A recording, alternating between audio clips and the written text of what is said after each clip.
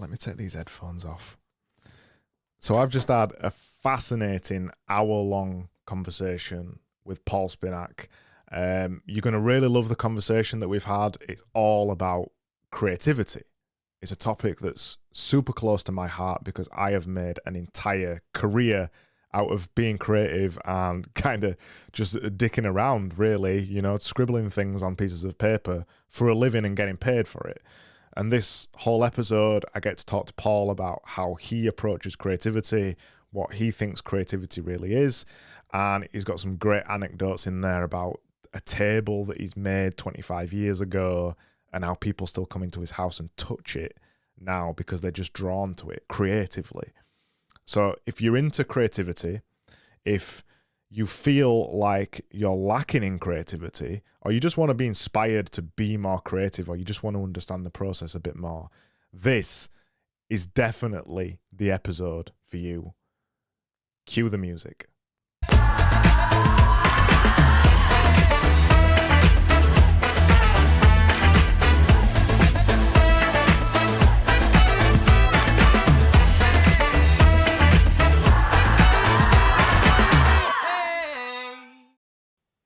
Boom. How you doing, man? I'm doing good. I'm doing really good. I feel like there's a lot less pressure on me now because normally I go live with these like I was explaining to you before. And right now when I'm having this conversation, I'm usually looking on Twitter, looking on YouTube, looking at the comments, just like looking at 8 things at the same time, trying to make sure. I didn't realize you were doing that when you do that live. I don't know how you do that, but I guess through repetition and, the first couple of them must have been messy though.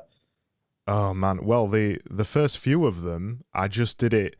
You can go live on Zoom. A lot of people don't know this. So you can, I didn't know that. yeah, you can just, as long as you pay for the right level of account, you can just go live on Zoom. So it did it all for me. There was nothing for me to worry about.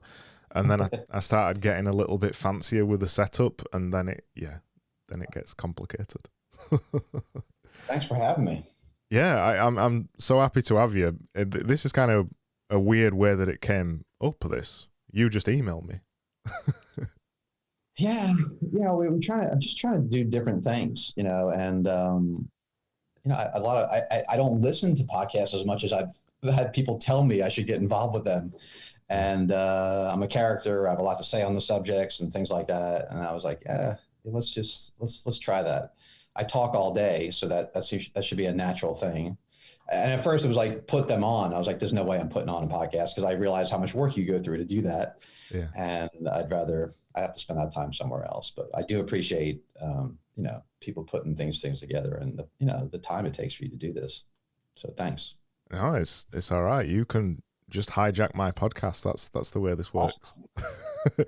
So you say you talk all day, right? Well, what do you mean by that?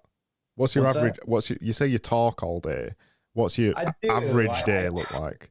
It's either I do, there's a lot of phone calls, but that has transpired to a lot of Zooming. That has been a huge change, obviously, since COVID. Yeah.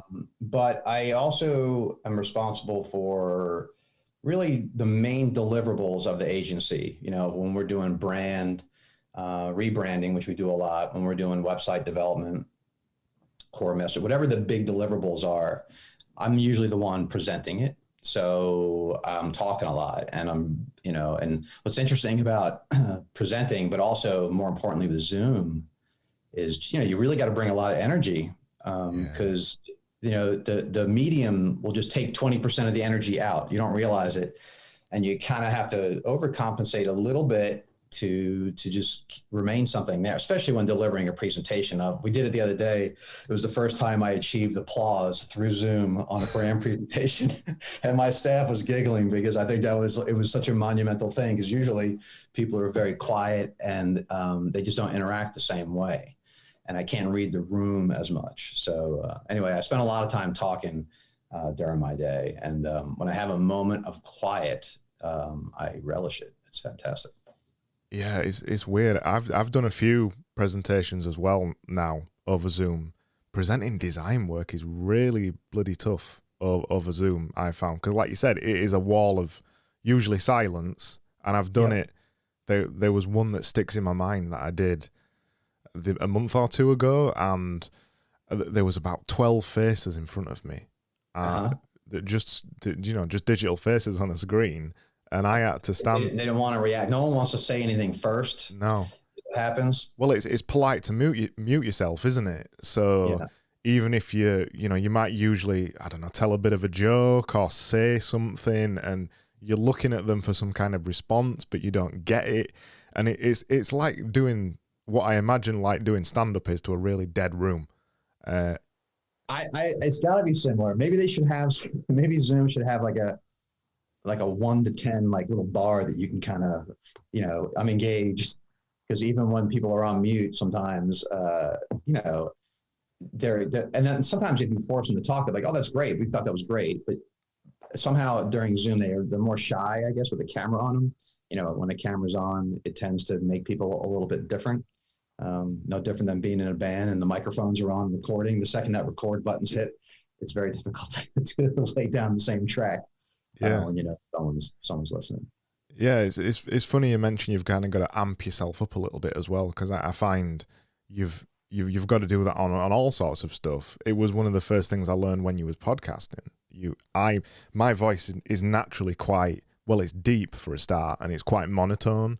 So I had to train myself to go up and down and make it more interesting a little bit, change the cadence and things like that, because you just sound boring otherwise. And you when you get that sensory medium removed, looking at somebody and also being in the room at the same time, it's a huge difference. Yeah, and I think it bothers me a little bit, because I think the art of communication, like, with your voice, especially with some of the younger people, they want to text and they want to email. Yeah. And sometimes I'll ask a staff member, did you call? Yep, I couldn't get a hold of them. Like, did you call them? And the answer is often, no, I emailed and I text. I'm like, pick up the phone, get on the phone, because, the art of communication through voice is just so powerful. And, that's presentations, that's phone calls, that's guiding, employees. And I find, I know you're into the whole creative process. To me, one of the most elaborate and finessing conversations I have is a creative one. As a creative director, if I'm, walking a company through a process that they're not familiar with, that's some serious important communication going on, showing respect while also educating at the same time. And, I think that the talking is not only a lot of it, but it's heavy stuff sometimes. I actually think it's getting a bit of a resurgence as well, because one of podcasts. So like you said, you've been told to go on some podcasts and maybe do a podcast. And the other one as well is, I don't know if you've dabbled with it yet or not, but have you tried Clubhouse or Twitter Spaces? No. Yeah, so you know what Clubhouse is though, right? I'm not familiar. No, I have to say, please educate me, and probably just embarrass myself, but go ahead. So Clubhouse is like a new social network, right? And it's just audio only. Okay. So it's audio only, and it's only on iPhone right now. So it is audio only on iPhone, and you join a chat room basically, and the chat room is live, it's not recorded, and the conversation happens in that moment and nowhere else ever again. Someone described it to me as FOMO at scale, basically, fear of missing out at scale, because the conversation happens there and then never again. Okay. So that's Clubhouse, and Clubhouse is becoming fairly popular, I'd say, with a certain type of early adopter. A lot of people on Twitter are transferring over to Clubhouse, but Twitter Spaces has also launched, which is a direct. It's basically a copy of Clubhouse. It does exactly the same thing. It's an audio-only chat room medium. So there seems to be a bit of a resurgence of using your voice, basically, because I think everybody over this last year with coronavirus, that we've all been locked up a little bit, going a bit stir crazy, that I think people are now starting to react to wanting to hear voices again. So yeah. I'm starting to think that this is more important than it even maybe was a year ago, training your voice and learning how to speak and things like that. What other changes have you experienced, like over the last year, like in terms of your day to day? Obviously communications is a huge one. Yeah, well, over the last year, the majority, there's only 5 of us in our agency, but the majority of the year we've been out of the office, so we've been separate, we've been remote. Mm-hmm.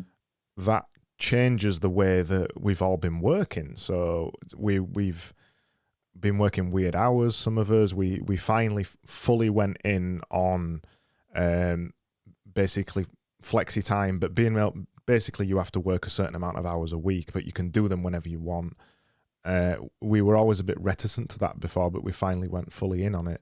So I think the biggest thing that's changed for us as a business over the last year is we've finally fully gone asynchronous. There's no need for any of us to be there at any particular time. A lot of the phone calls have stopped to the office, which is fantastic because they're always just spam calls anyway. Now I just get them on my mobile phone.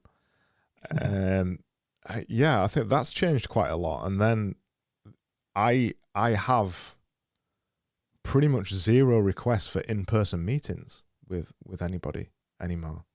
It's dramatic, and I think that shift's going to stick pretty good. It's funny. I've been doing this 23 years as of last Friday, and the last few years, I really need 5 or 10 more hours in my week. I can't find it, and we're over the last year before COVID, we were starting to explore how to get that. I hired sort of an assistant. We were just about to start exploring that, and then COVID hit. And there was 5 or 6 weeks where it got really quiet for the first time ever, right? So it was the first time I slowed down in like 20-something years, just slow down. But then it got very busy, and it never stopped. But as it got busier, I just started to, I was working home for more, as everybody was. And the first 9 years that the business started, that's all I did was work from home. I mastered like working from home, 20 years ago. And then I started working from an office, and I got back in touch with how efficient I am when I work by myself. And so what's interesting is those 5 to 10 hours, I found them during COVID. It was because I was driving all over town. I was chasing my ass, I put a lot of value into the face-to-face meetings. We do a lot of business locally or here in North Carolina, but we do have a lot of clients that are out of state. But I feel like I would, in retrospect, I was going out of my way to do face-to-face meetings when I probably could have done a lot more, especially on the sales front, a lot more qualifying through Zoom. And so those 5 to 10 hours happened, and I didn't realize they happened until I was experiencing it. And I was like, why am I I'm still busy and we're still putting the numbers on the board, but I'm a little bit more relaxed. What is that? And then I was like, because you're home, because you're not running all over town. Just that whole thing is just stressful. So it's interesting. Yeah, I found exactly the same thing. And I was a bit worried about that at first as well, because I do prefer an in-person meeting. I think that the connection can't be argued that it's stronger in person, but I don't feel like I've lost touch with any of my clients over the last year. Everybody has got used to it now. And I remember 8 months ago, people were saying, is it going to be Zoom or Teams, or do you want to do it in person, or things like that? There was always that weird thing at the beginning when you was arranging a meeting. Now it's just send me a Zoom link, or, I'll send you a Teams link. Not only that, but I think most initial calls, a lot of like my prospecting calls, a year and a half ago, and we were, thankfully, in my company, we were doing quite a bit of video conferencing before that, but not like, like you said, like full in after COVID. But I think that it was very common for a prospect to be a call or in person. And now it's like 95% Zoom, and it's actually better than a call, right? Which it would normally be. And I think that's why it still works better than that. And when, if it needs to be a face-to-face, there's still that option to do that. But anyway, I'm not going back to running around. There's no way. I've just gotten so much more done, and I proved it in the numbers, right? We had a really strong quarter, and it was because I was home doing what I need to do. So it's not like it's not hurting the business at all. Yeah, I found exactly the same. I actually prefer working from home now, and I'm still going into the office a little bit, usually on a morning, then coming home. But it's just the convenience of working from home. You get up, you start work. I can lift weights at dinner time. It takes me a minute to go from work to lifting weights. And I only work a mile away from where I live. But at dinner time, that drive is about 15 minutes. And you sat in the traffic for 15 minutes, and then you get home and you can't be bothered to do what you want to do. It's also mindset changes. It's not just flipping a switch when you get there. So it's there's a lot more time wrapped up into than most people would sit there and do the math for. But it adds up, in a week for sure. Yeah. Anyway, I don't want to talk too much about the business stuff because it's a bit boring for most people. The thing I really want to talk about is, so you are creative director. You run. Do you call it a marketing agency or do you call it a? We're a creative marketing agency. Yeah. Yeah. So you run an agency, I run an agency. We're both creative directors, and before this episode, I looked on your website and browsed the internet and stalked you a little bit, like I do with everybody. And I was looking for a theme. I'm always looking for some kind of thing to put through the episode, some kind of driving thing. And I looked at your personal website and noticed that you seem quite similar to me. You're an artist, a musician, creative director, designer, marketer. You for want of a better word, a polymath. You mess with lots of different things, just like me. So I called the episode "How to Make a Living Being Creative" because you've clearly, and I think it mentions it on your website somewhere.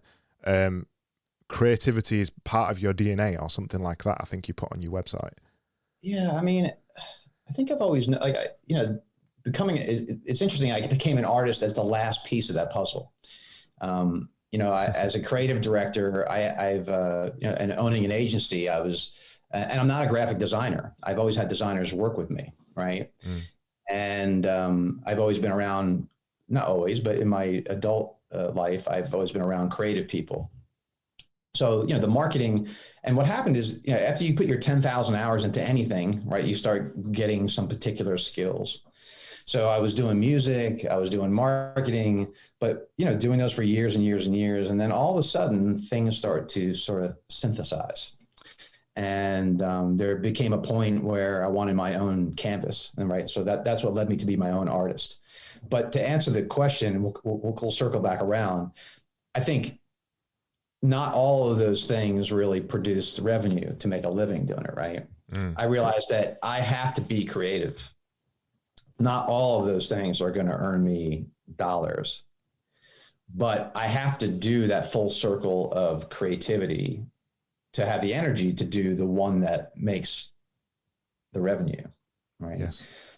So I make a little bit of money on my art, but that is not my passion is to make the piece, and however long, however deep that hole goes, I will go to the end of the earth to finish that piece.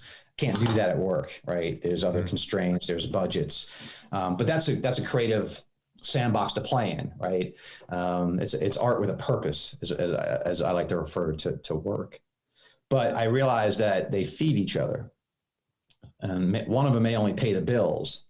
But I can tell you that when I'm in my shop doing art and, melting metal and playing with wood and doing all those things that I do down there, I get the energy and the creative, what I call it slingshotting. I take the energy that I get from that and I can throw it into work. And then sometimes when at work, it makes me motivated to play my drums. And sometimes when I'm playing my drums, I want to walk out and go back to the shop. And I realized that they feed on each other. And what I never want to do, and I did do this during COVID because I've never had the opportunity to just stop everything and take a breath. And it reminded me that creativity is like this, it's very inertia based. Yeah. And, I had built up that juggernaut of creative energy and I let it stop during COVID just to take a break from everything for a couple minutes. And then when I had to start it back up, it was difficult, the art piece I'm working on right now, I started a year ago, like next week, like right after COVID, I was like, okay, this is a good time to start my next big piece. It'll carry me through COVID, give me something to do. But it was tough going. I really had to push myself down there where 3 months earlier, you couldn't stop me from doing anything. I was on fire creatively. So, it's a living breathing thing that you have to feed, but not all of it's going to make you money, and some people can. I was never able to do that. I never made money in the band or musician wise. And I've made a couple bucks with my art, maybe a little bit more a decade from now. But, the marketing stuff was the only thing that was able to generate a living out of it. It's interesting what you say about creativity like that, because I think about this a lot, because one thing I've always had for nearly every year whilst I've been a designer, before I even had an agency, was some kind of side project that I did for fun, which was never going to make me money. And there's been years where I've stopped that, where I've thought like you, oh, maybe it's a year for a break. I'm busy with work. Maybe I need to just come home and just do nothing. And those years, every single damn time, I've felt worse. I've been creatively stifled. Giving myself more time to relax and reset doesn't make me more creative. Yeah. That's what I found anyway. Is that what you found when you did it earlier this year? Absolutely. I mean, I did it because I never had the opportunity. My business has never stopped. The merry-go-round has never stopped. So I kind of, I was like, okay, let me step off and check it. So for a couple of weeks, I was like relaxed. And I was like, I can't do anything about this. But I didn't realize it was going to affect my motivation, creatively. And so once I realized, whoa, I can't let the merry-go-round stop. It slowed down plenty. I need to get back on it and move back up. And I'll never let it stop again. It was like proof. But, if you run your own thing and you're busy all the time, you're working 10, 12-hour days. That's normal. Things are always spinning pretty quickly. And so I know that if I don't get the creativity in there, like really good creativity, I just get edgy and I'm not thinking right. And so the return is not as good for my energy, how I feel. So I realize it is part of that. Getting back to what you said, that's why DNA or whatever, I have to do it. I have to do it. I feel better when I'm doing it. I feel worse when I don't. It's pretty simple, right? And then when you get older, you're like, hey, I'm going to start doing the things that make me feel good and stop doing the things that make me feel bad. And so creativity was the highest thing on that list. In fact, there's almost nothing that comes close to it. Yeah, I feel the same way. I do a lot of different sporadic things that on the outside look like they don't connect. So I run an agency. I'm a designer. I make brands, logos, and things like that. I make images on Twitter on a few different accounts. I tweet a lot. I write a lot. I make short videos on Twitter and YouTube. I do a podcast. Probably other things I've forgotten as well. I run a visual community as well. And on the outside, it looks like lots of things that are sporadic and people are like, Craig, why are you doing all this stuff? But they all connect. They're all ideas. I'm sat here now discussing ideas with you, which at the end of this conversation, I'll feel fired up to do something else, something else creative. Slingshot. That's what I call the slingshot. You take that and you throw it into the next thing, and it's fantastic. Yeah. That's great. Yeah. And then I'll take that thing, and then whatever that thing is that I make, I'll slingshot to another thing. And then you're just kind of on this like endless journey of being full of energy all of your life by not needing to artificially produce it. Do you know what I mean? And it's literally free in a way. It's like it's a very, I can't really describe. Like if I go in, a long time ago when I was going to a shop, I was starting to be very regular about my art and putting the time in. I started to realize that if I go down to the shop for, no matter how I go down to the shop, when I come out, I feel the same way. Right. It's like an eraser of some kind. So if I'm anxious or angry or no matter what it is, I come out this particular balanced sort of state of mind. And so, again, like life is crazy. So if you have the tools to do that, so what I loved is I don't have to leave my house to find the mechanism to feel that way. I don't have to go on Amazon and, sometimes I do, but, to just, spend money or do these other things that are going to make me feel fantastic when I'm sort of in control of the one thing that, makes me feel the best. And that's just being creative. Yeah, I talk about it a lot as being, we all need this one thing, this one creative thing. No matter whether we're creative as a job, we might be an accountant or, a bank teller or whatever, but we all need this thing, a creative thing that we can just do for ourselves, that we don't have to give away to anybody else, that isn't for money. And when you've got that thing and you discover it, it just makes you feel amazing. And that's the whole purpose of it, right? It isn't to make money or anything. It's just to feel good and creative, because we're all creative. You just made my hair stand up, because that's. I mean, I live for that. I mean, I'm 180 hours into my next piece, and you'll appreciate this. I realized the other day that in order to hang this piece, I wasn't gonna be able to get to it. It's heavy, it's big, it's very prickly, it's metal. It's already cut me like 5 times. And I was going to need to build a crane in my house to be able to lift this thing up. All right. So I came to that conclusion. I was like, okay, stop, pause. Let's go get the materials. We'll build a crane this weekend. And I did that. And then I've been building it on a table for 10 months, looking down at something that is going to be on a wall. Yeah. And so I'm not in the right perspective. Right. And so even after a year of doing it, 180 hours in, last weekend was the first time I had built the crane and I had erected the piece in a vertical motion. And the second it was up, I was like, oh, that piece is wrong. There was one element that was just wrong. And I knew instantaneously that was like going to add another 35 to 40 hours to make it right. But there was no question. I was in denial for a half a second, knew it was wrong, had that feeling in my belly. And then I was like, but that's what's required. And to have that passion to not, that I was like, okay, I know what I'm doing the next week and a half. I'm going to get that right.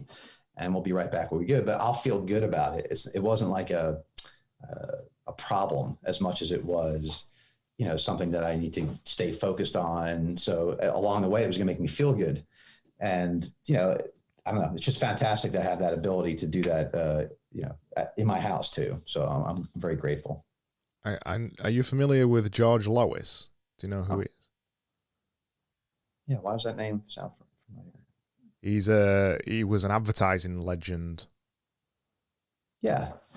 Yeah, you'll have seen some of his stuff. He did loads of Esquire covers. He was a designer, an ad guy. He had multiple ad agencies. He kind of started the creative advertising revolution. Previous to him, adverts were all long copy and things like that, and he started using bright graphics and simplistic things and really cool ideas.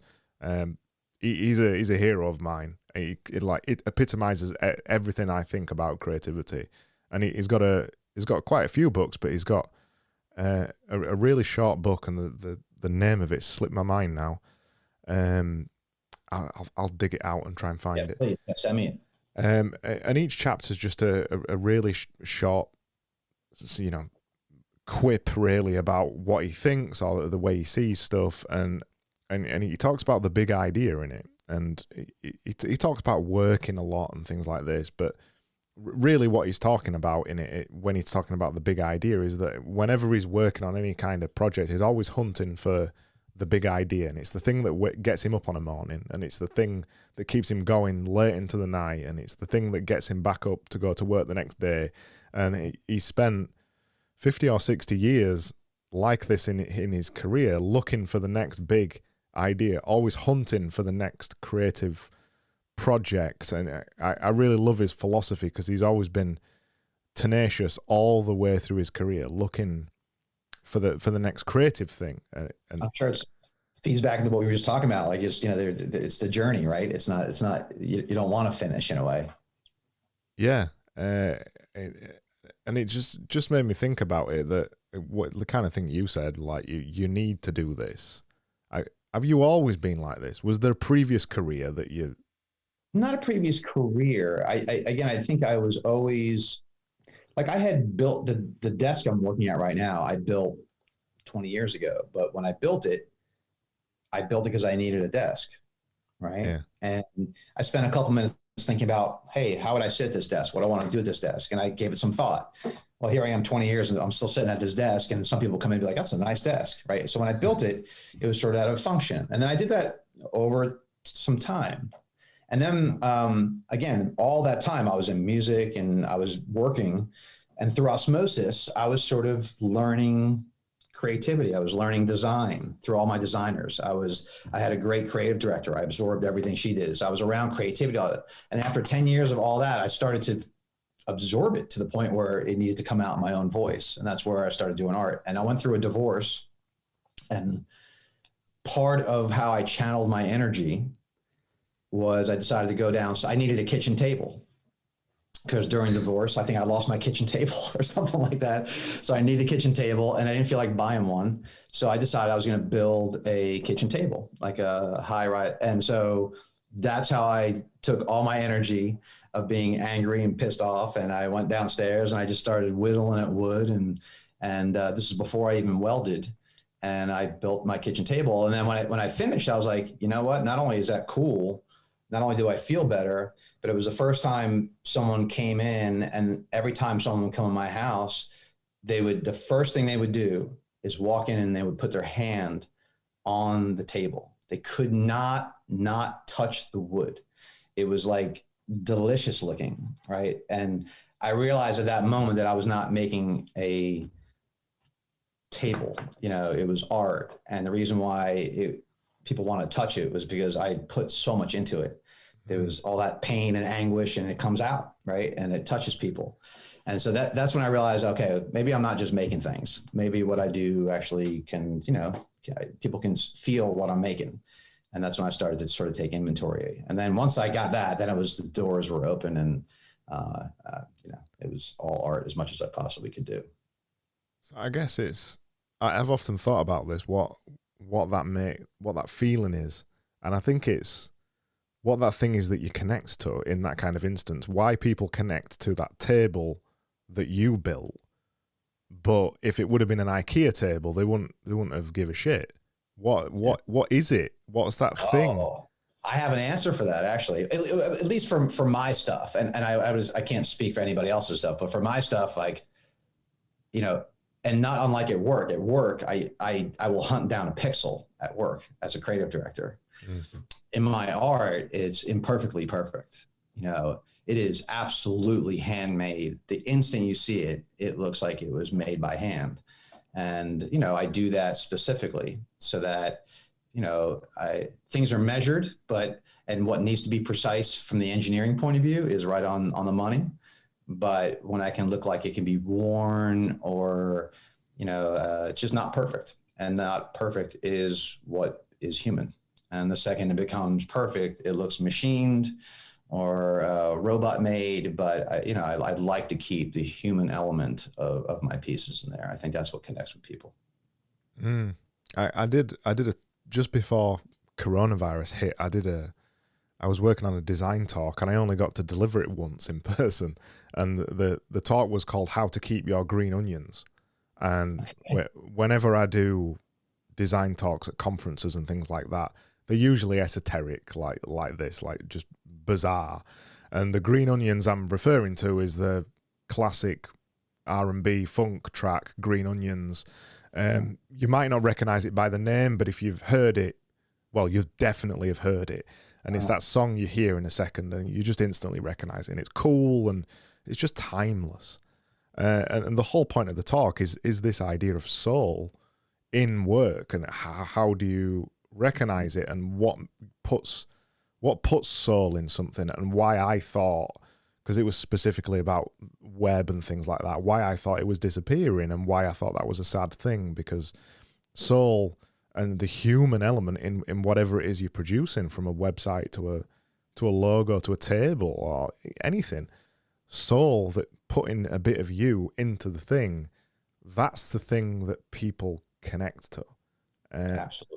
And it doesn't matter what the medium is. In the talk, I give examples of like the Two Ronnies, a British sketch comedy duo, and Monty Python and Banksy and things like that. And what really connects all of those is that they kind of They put a bit of themselves into it, their worldview and their way of seeing things. The things that they made couldn't have been made by anybody else, basically. You look at Banksy, you instantly recognize it's Banksy's work. You listen or watch Monty Python, it can't be anybody else. It's Monty Python. I think, yeah, there's just a bit of them in it, and I think maybe that's what it is. Just like what you said. Well, I think there's, we can circle back around to the beginning of this conversation about communication, right? And it's just another way to connect, another way to communicate. And I've seen people look at my art and have no reaction, and I've seen people literally they just can't get enough of it. And I find that fascinating, and that, some pieces may literally resonate differently with other people. And that doesn't insult me at all. It actually fascinates me that, you can touch some people and some people you don't. And some people may not, just sort of get that kind of frequency, whatever it is that you're putting out there. But when it does connect, it's super powerful, because people can't understand. You can communicate so strongly without words sometimes, and that visuals are, I'm a visual person. Words are challenging for me. So I think that part of my brain developed a lot more into how to communicate visually.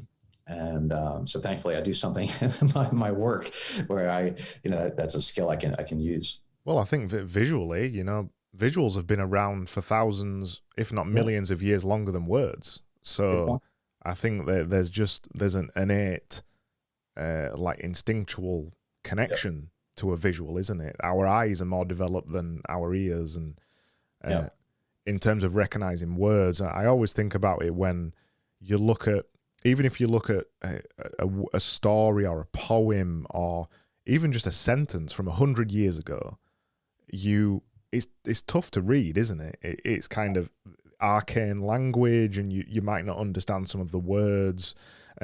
Kind of all the words are there, but for some reason it takes you 4 seconds longer to understand everything because of the structure of the sentence. But you can look at a visual. For example, the first ever recorded visual is a hand on a wall in a cave. Yeah. That's a hand. It's a hand. The hand's not changed. Excellent point. It's a really good point.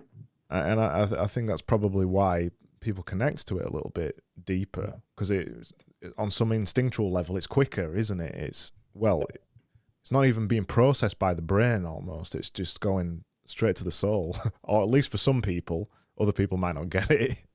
Well, I think, and the people who don't get it, it's just aren't really, some people just don't connect on that kind of, deep level that, I don't want to use the word spiritual level, or, just that human connectivity that, and creativity, is, if not the thing that defines us as humans, if you want to get real deep on it, right? Yeah, I think so. So, it's for some people, it's confusing. I do brand rebrands all the time, and I'm in rooms with people who, admit, I know you're taking us through this rebrand, but we're not creative people. I'm like, okay, yeah, it's okay. We're gonna watch. I mean, you know the game, but doesn't mean they're not going to have opinions. And all of a sudden, someone who wasn't an artist is commenting on something, and it doesn't mean that they're wrong, because even though you might not have an artistic bone in your body, doesn't mean that when I show you something that it's not going to make you feel something. And I can't say that that's wrong, right? That's why it's sort of subjective. But I find that whole thing very fascinating, how some people can see things and some people can't. I always find it interesting how some people are always so quick, usually in that instance, they're always so quick to say, oh, I'm not creative. They throw the hands up like it's a get out clause almost, or it's almost like a blocker they're putting in front of themselves, because I honestly believe everybody's creative. Those people who say they're not creative, they usually, I don't know, when they're on the phone, they're doodling in a notebook or something like that, or... And creativity is, they can be a creative thinker. It doesn't have to be like this physical manifestation of something. It could just be a cerebral thing. Absolutely. I think creativity is just problem solving, and medium could be many things. Yeah, I often think why why some of us end up being quote unquote creative, and why some of us end up kind of suppressing it. I think people lean into it. I think it is suppressing. That's a good word. I think there's been studies with kids, and how all kids are creative. Yeah. and so the ones that end up maintaining it are the ones that never shut it down. And I have heard that before, where the ones that aren't, it's more suppression than anything else. I don't know. It's maybe it's deemed like too playful, and not serious. It's not serious enough. But I've been in rooms where just people are fascinated by it. Those who aren't creative and put their hands up in the air like that, what you want them to be is like welcoming also to those who are, right? And not really resist, and be ready to like listen. If you're not, let's talk about. I always say that too. I was like, don't tell me you're not creative. I had a guy tell me that, and I was like, okay, but I when I walked in here, I saw this particular car, and I have a feeling that car was yours. And he said, that car was mine. And I was like, well, don't tell me you don't have an artistic bone in your body, because you wouldn't have bought that model.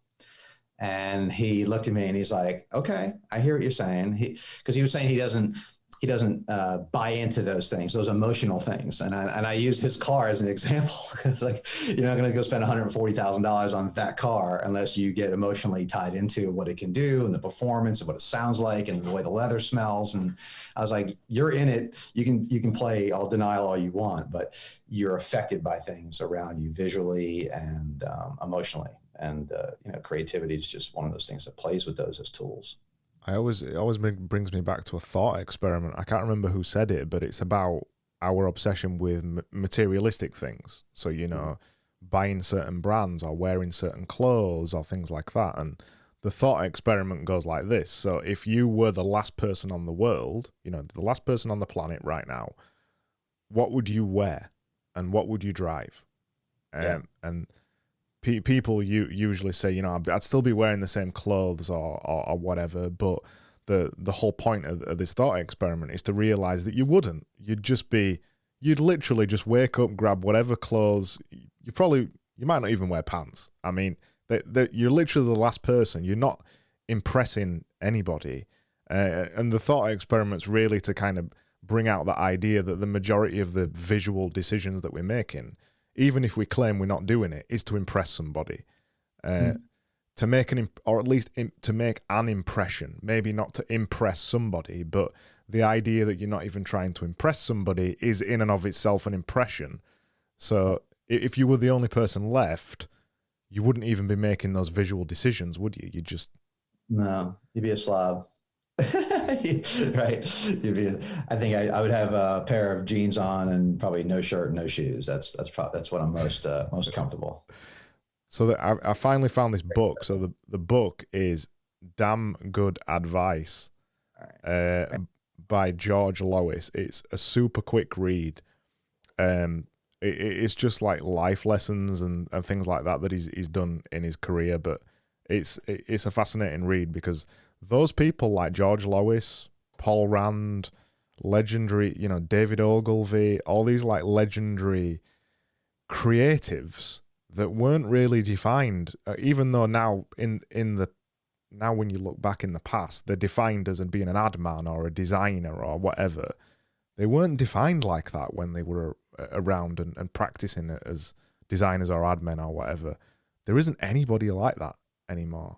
I don't think there's no kind of rock star designers or rock star ad men or rock star marketers. The closest I can think of is Seth Godin or something like that, but there's... Yeah, I guess you seem to be well read, and you're like in that because you seem to be into the academic side of things too. So that's interesting that you're saying that. Do you use social media? Like, social media is one of the and I'm not a huge participator, but I do love the creativity. It's one of the few things about social media that I enjoy is people share creativity and whatever their medium is. Do you spend a lot of time kind of just trying to get creativity or looking at creativity from social media?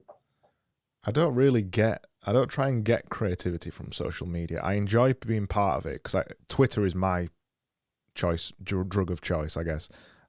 Twitter is the one that I really like, and I enjoy the community aspect of it, and I enjoy that I feel like I'm connecting with people and making... Back to the conversation that you like having the conversations with people. And it's really cool to see what everybody's doing as well. The biggest thing that I'm seeing around on Twitter at the minute is, have you heard of NFTs? Oh, non-fungible tokens. So you've heard of Bitcoin, right? Uh-huh. So non-fungible tokens are they're basically a piece of media, a digital file. So that could be a video, an audio file, an image, or whatever it is. They're put on the blockchain. So the blockchain is where Bitcoin sits. And you can make them one of a kind, or you can make them multiple versions of them, or whatever. But the idea behind an NFT really is a digital collector's item. So it's usually a one-off digital thing that's made. And then people bid on this and people buy it. The reason I mention this is because the idea of making a living being creative. And this is exploding at the minute, and it's nuts because people are selling JPEGs and things like that. I've got a friend, a designer friend, he sold a JPEG, literally a JPEG, for $147,000. What? Yes. Of what? What? It was of a piece of art, of a photograph. Of what exactly? It was a comment on NFTs, so that it was a really simple visual. On the left-hand side, it said NFT. On the right-hand side, it said JPEG or PNG or something like that. It was a kind of a joke on NFTs, like $150,000 or something. There's some background to that. So he's Jack Butcher. He's got 100,000 followers on Twitter. He's got the visualized value thing.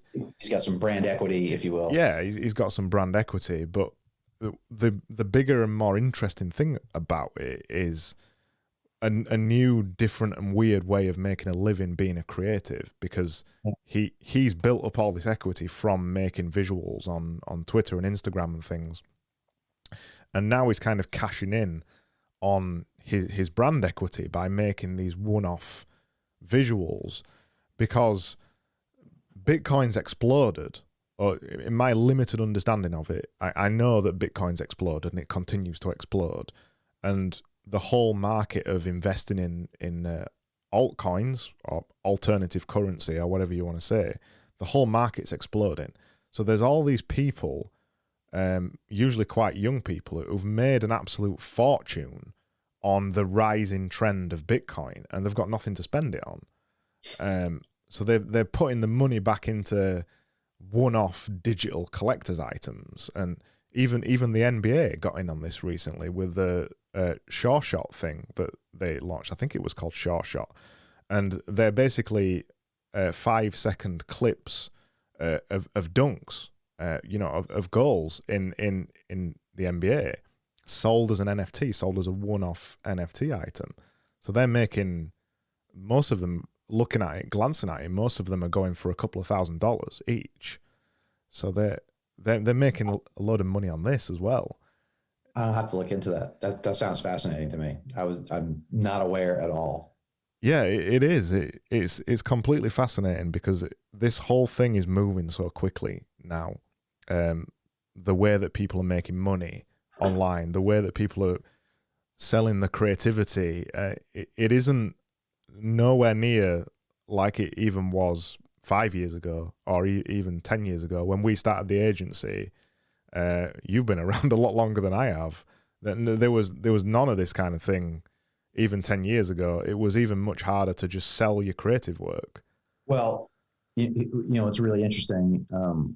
My business partner and I had a couple major conversations years ago, and he was a partner for a couple of years, like outside of the business, like a CFO, and then he started working on the inside. But we were having conversations where one of the reasons why I say we're a creative marketing agency is because I always want creativity to be at the heart of what we're doing. And the things we're doing now didn't exist when we opened the agency, right? But as long as people have eyes and they need to interact with a brand, there's going to be visuals involved. I don't know what they are. You know, it's websites, it's banner ads, it's social media posts, it's NFTs, right? Is that what it was? But you know, I think that as long as you're at the heart of the creating process, the tactics, the vehicles, the platforms, they change.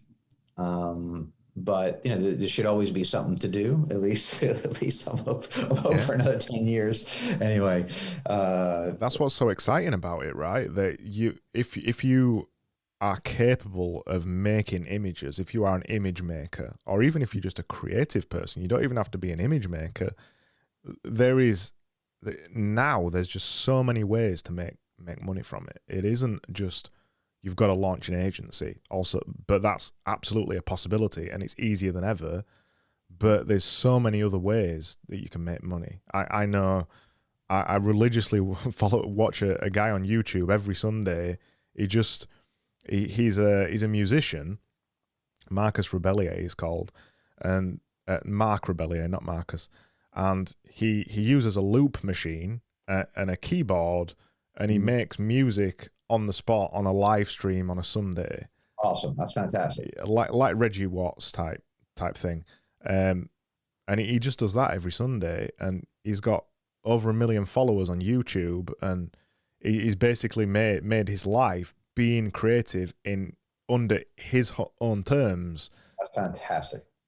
Yeah, it's just amazing, isn't it? I often when I go to schools or colleges or whatever, try to make them understand that you don't have to do what I did. You don't have to start an agency. You don't have to be a designer. There's so many other ways you can use. No, I think you need to just be committed to a craft, you know, or crafts, but to just, you know, get good at what you do and let that shine through the most, you know, because there's always people who want, you know, good creative, no matter what their medium is. I think there's always going to be a need and a want. You know, I'm interested to see how, from a graphic designer point of view, you know, how much like AI and things like that will affect design over the next, you know, like 10 years. I think graphic design is going to have trouble with AI. I can see very clearly the crossroads. You know, if you pull a PowerPoint right now and you try to make a PowerPoint slide, this little AI thing is trying to lay it out for you. Some of those you're like, that's not so bad. That's good, yeah. You know, and I can see a point where you fill out a work order, and you know, and the work order's got all the content and the information and the tone, and you know, press a button and here's 25 ways that could go. You know, but that human element that we talked about, I want to say that that's still going to be a you know, a desired thing, and maybe, you know, why it brings so much value to those one-off pieces of digital, right? If, you know, the pieces I make, you know, it was a choice I made. I got into being an artist very, very late. I only, you know, I've only come to terms with it for about 7 years now, where I'm like, I'm an artist. That's what I do.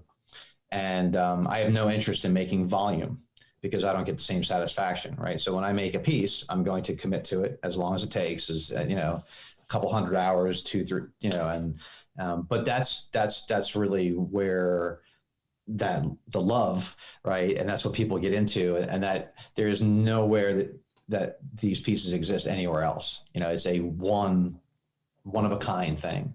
And I do think that will always have value, even though a lot of things will be sort of gobbled up through technology. I'm hoping that there's going to be a bigger need for those things that are still human and handmade.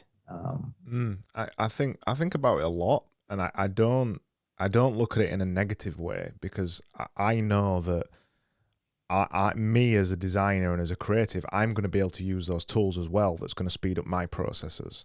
Yeah. And yeah. I do think to some extent it will lower the value of pure design. That's already happened. It's already happened. I know I've got friends who've been designers for like 50 years, and they can remember using Letraset, and they can remember doing it all on, you know, stick up paper and things like that. And it's fascinating to talk to them about that kind of thing. But That's a good point. As that process gets shorter, as it gets easier and easier and easier to make a competent design, I think all it does is eat into the kind of low level design, maybe the low to mid level design. But if you can position yourself as, and the way I always position myself, it's the idea. It's always the idea. It's not about the execution. The execution, anybody can do the execution. You're paying me for my ideas. You can only get that from an experienced creative. You can hire any designer you want, but they won't. A lot of designers now, particularly younger designers, and this is why I think we don't see Paul Rands and George Lewis's and things anymore, is because people focus too much on the tools and being too good at the tools, being an excellent technician but not an excellent thinker. And I think if you can, you've already done it. I already do it. I think if you can focus on the ideas, the idea of being creative, I don't think you'll ever be out of work. Well, it's funny you mention AI, actually, because I was just today, I was listening to the radio and there's a new album that's been released. It's to raise awareness of mental health, and the album is called Tales from the 27 Club or something. And the 27 Club, if you're not familiar, is like famous musicians that have died when they were 27. So Kurt Cobain, Jimi Hendrix, Jim Morrison, things like that. Yeah, Jim Morrison. Those kind of people. And what they've done is to raise awareness of mental health in music and suicide and things like that. A particular group, I've forgotten the name of them, they've made an AI album. So the album has been made, the music has been made by AI, and the lyrics have been written by AI. The lyrics are sung by a covers artist or someone else, so they sound like the person, but the lyrics are not, they're not from AI. They're actually recorded by a human. But the music is AI. The album is on Spotify right now, and I was listening to the Nirvana track earlier. It's pretty convincing. It's pretty bloody convincing. It's pleasant to listen to. So at the minute there's a Doors track, there's a Jimi Hendrix track, there's an Amy Winehouse track, and a Nirvana track. But to your point about will AI take over design? They sound good, but there's something missing. It's robotic. It's formulaic. Perfect. Yeah. As a drummer, I had this conversation with my girlfriend. I was trying to explain some things, and I was trying to explain analog and digital, right? And what does that sound like, kind of thing. And and I think that's part of it, is that resolution, that fidelity, that the imperfection that I mentioned before. Humans, as a drummer, I'm pretty good on my tempo, but I'm not a metronome. Yeah. And the second you force it, and most tracks right now, the drummer plays and click a couple buttons and it'll move the notes to exactly where they're supposed to be. And that could very quickly dehumanize that feeling of the beat being a second before, or a second, but a fraction after or below or before the beat. And that's where the human aspect is. And if you clean all that up, it becomes sterilized. And so I'm hoping, but then again, software gets better and better and they can probably start dialing that in at some point. But again, I think you're right. You made a good point that they become tools, and those who are creative will always be the ones who master the tools better than anybody else. But if it also gets other people involved in being expressive, then, that's not so bad either. Yeah, absolutely. I always think about the thing, it might take me right now 2 or 3 minutes to draw a circle and a line and a square and things like that. If I had the AI tools to just say, I don't know, hey, I'm not going to say, hey, Siri or Alexa, because I've got both of those in here and they'll go off. But basically say, hey Craig, draw a square, circle, and rectangle in a big 40 by 40 millimeter square. That speeds up the process insanely for me. And one of the things that I always like to think about with efficiencies like that is that it removes all the boring bits of being creative. You get the amazing idea, then there's the execution after that, which is boring. So if you get the AI tools and the things that can get you like 90% of the way there to visualize the idea without you needing to sit down for a couple of hours to achieve it, that's on another level. Then that's cool. That's a tool. I mean, that's clearly, leveraging something as a tool. And, I mean, just like any tool, a physical tool, it helps you achieve that goal faster. So that, you can't do anything but applaud that. Yeah, it's fascinating. But, I think the whole idea of just being creative itself is something to, there's just no negativity to exploring it on the simplest level. And then, there's endless depths of how deep it can go, but I think it benefits everybody. Yeah, I think that's a great place to end it. We've been talking for an hour. that's flown by. I think one thing I'd leave it on is that you never meet an unhappy creative person, do you?